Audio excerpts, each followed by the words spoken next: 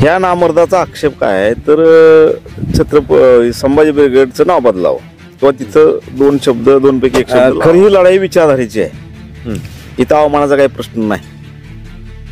आम्ही आमच्या आईला अर्धवेळच बोलतो, सरकारचा पाठिंबा जर नसता तर ह्याची हिंमतही झाली नसती. सरकारच सध्याला बहुजन विरोधी आहे, संविधान विरोधी सरकार आहे आणि हे लोक संविधान विरोधी आहेत. तिथे जाऊन अकोलकोटमध्ये जाऊन दादागिरी करतोय, मारहाण करतोय, त्याच्या गांडीत दम होतात. तर ज्यावेळेस संभाजी भिडे इथे यायचा होता, आम्ही लोकांनी खास करून आंबेडकर चळवळीच्या लोकांनी विरोध केला आणि त्याचा कारखा खाऊन पडला, कट केला होता. आणि त्यानंतर महाराष्ट्रामध्ये मोठी दंगल घडवायची ओबीसी विरुद्ध मराठा, असं त्यावेळेस कट होता. हो 100%. एका शिवभक्ताचा, एका शिवप्रेमीचा मर्डर किंवा खून करण्याचा प्रयत्न म्हणजे संपूर्ण महाराष्ट्रातल्या फुले आंबेडकर चळवळीचा खून करण्याचा प्रयत्न. या काल संविधान असल्यामुळं आम्ही असं कुठलंही काम करणार नाही, परंतु कायदेशीर मार्गाने ह्यांचा व्यवस्थित बंदोबस्त आम्ही ठेचून काढू, कायदेशीर मार्गाने ठेचून काढू, हे आम्ही तुम्हाला निश्चित खात्री आहे. काल दिवसभरात आहे ना, अख्ख्या महाराष्ट्रात विषय एकच होता.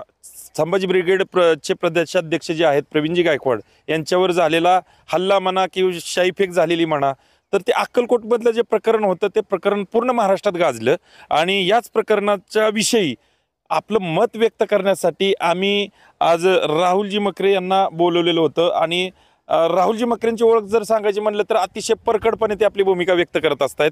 अनेक व्हिडिओ आपण त्यांचे पाहिलेले यापूर्वी, परंतु हा विषय वेगळा आहे. आणि महत्त्वाचं म्हणजे राष्ट्रवादी काँग्रेस पार्टी शरद पवार जे पक्ष आहे त्यांचे ते प्रदेशाध्यक्ष नाही, प्रवक्ते आहेत. तर काय ह्याविषयी त्यांची भूमिका काय आहे, त्यांना काय वाटतं या सगळ्या गोष्टीत, अगदी परखडपणे ही मुलाखत आहे ना, एक चर्चा करायची आपण. ही मुलाखत घराघरापर्यंत पोहोचणार आहे. काय कसं बघता या सगळ्या संपूर्ण हल्ल्याकडे म्हणा, शाईफेककडे म्हणा?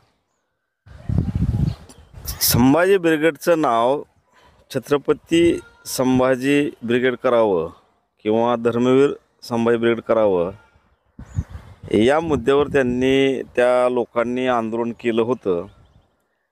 आणि असं दाखवण्याचा प्रयत्न केला गेला आहे की छत्रपती संभाजी महाराजांचा अवमान संभाजी ब्रिगेडचे लोक किंवा प्रेमदादा गायकवाड करतायत.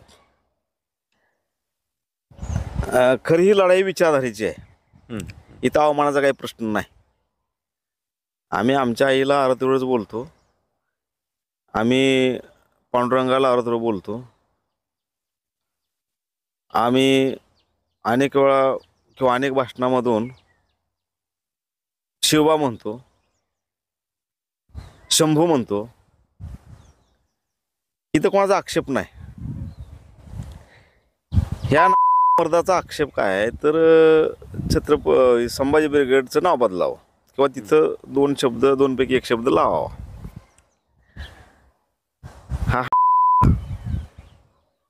तिथं जाऊन अकोलकोटमध्ये जाऊन दादागिरी करतोय, मारहाण करतोय, त्याच्या गांडीत दम होतात. तर ज्यावेळेस संभाजी भिडे इथे यायचा होता, आम्ही लोकांनी खास करून आंबेडकर चळवळीच्या लोकांनी विरोध केला आणि त्याचा कारखा खाऊन पडला.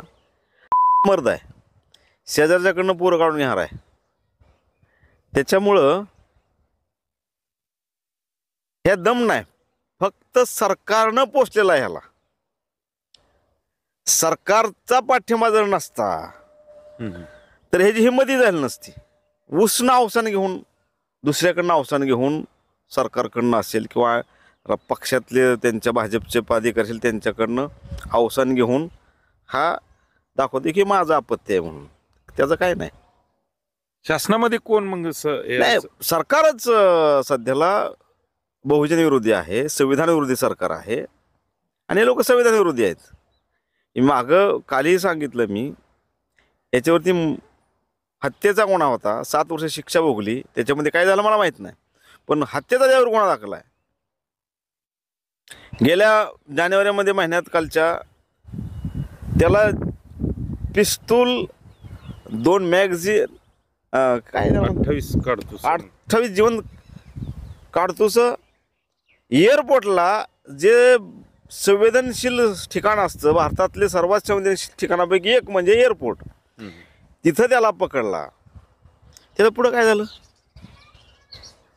त्यानं तिकडं नाटक केलं मुंबईमध्ये मंत्रालयामध्ये मुख्यमंत्र्याच्या गाड्यात अडवायचा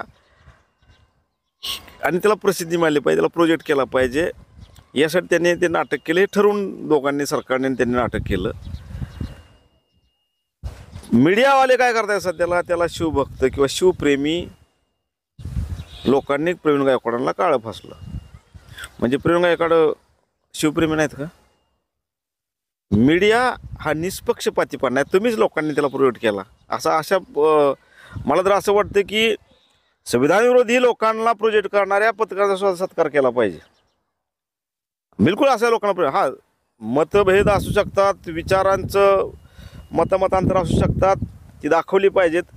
परंतु एखाद्या व्यक्तीला विनाकारण जर मीडिया प्रसिद्ध देत असेल तर ते समाजासाठी घातक आहे आणि खास करून बहुजन समाजासाठी घातक आहे. आज सरकारचं विधिमंडळामध्ये बहुमत आहे, पण समाजामध्ये ते अल्पसंख्याक लोक आहेत. ईव्हीएमच्या माध्यमातून किंवा खोट्या बनावट मतदार याद्या मतदार टाकून किंवा आमिष दाखवून सत्तेवर आलेले लोक आहेत. समाजामध्ये बहुमत नाही. उद्या जर भविष्यात जर असे प्रकार घडले उद्या म्हणजे आजपासून पुढं, तर या लोकांना म्हणजे विंचू पिंडेवर बसला, देवपूजा चालेनं त्याला जगद्गुरु तुकाराम महाराजांचा अभंग आहे. माझं असं म्हणणं आहे, माझा आशीर्वाद असं म्हणणं आहे, पण जगद्गुरु तुकारामांचं असं म्हणणं आहे की विंचू पिंडेवर बसला, देवपूजा चालेनं त्याला, तेथे पैजाऱ्याचं काम व्हावे अधमाशी अधम. ह्या लोकांची विकृती ठेचून काढली पाहिजे. संविधान आहे, संविधान असल्यामुळं आम्ही असं कुठलंही काम करणार नाही, परंतु कायदेशीर मार्गानं ह्यांचा व्यवस्थित बंदोबस्त आम्ही ठेचून काढू, कायदेशीर मार्गाने ठेचून काढू, हे आम्ही तुम्हाला निश्चित खात्री या माध्यमातून देतो. तुमच्या माध्यमातून शासन तुम्ही सांगता की शासनाचा कट आहे, सरकारचा कट. सरकारला नेमकं काय साधायचं, काय वाटतं? हे बघा, काही म्हणजे गेल्या 1-1.5 वर्षापूर्वी इंदापूरमध्ये मराठा आणि धनगर मोठ्या प्रमाणात दंगल घडवण्याचा प्रयत्न झाला होता गोपीचंद पडळकरच्या माध्यमातून. हा, इंदापूरमध्ये. आणि त्याच्यामध्ये ती जर दंगल झाली असती तर त्याच्यामध्ये पडळकर आणि हा आरोपी जो आहे काटे हा बी त्याच्यामध्ये सहभागी झाला. म्हणजे तो होता त्या कटामध्ये तो एक सहभागी होता, कारण त्याच्या नकली आंदोलनाला भेट देण्यासाठीच गोपीचंद पडळकर तिथं आला होता.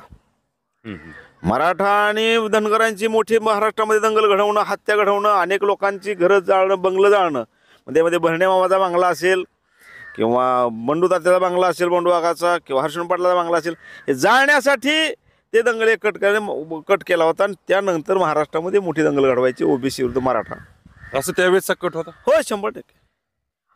म्हणजे ह्याच्याबद्दल मी अनेक वेळा सांगितले, पवार साहेबांच्या सभेवर भाषणामध्ये सांगितले, अनेक मीटिंगमध्ये, अनेक ह्याच्यामध्ये. हाच तो प्रसंग ज्या प्रसंगी गोपीचंद पडळकर यांच्यावर चप्पल फेक वगैरे झाली होती, तोच प्रसंग, त्याच प्रसंगाबद्दल बोलतोय मी. तर म्हणजे या व्यक्तीला जे प्रोजेक्ट, जसं संभाजी भेटला प्रोजेक्ट केलं जातं तसं याला तसं त्याला प्रोजेक्ट केलं जाते.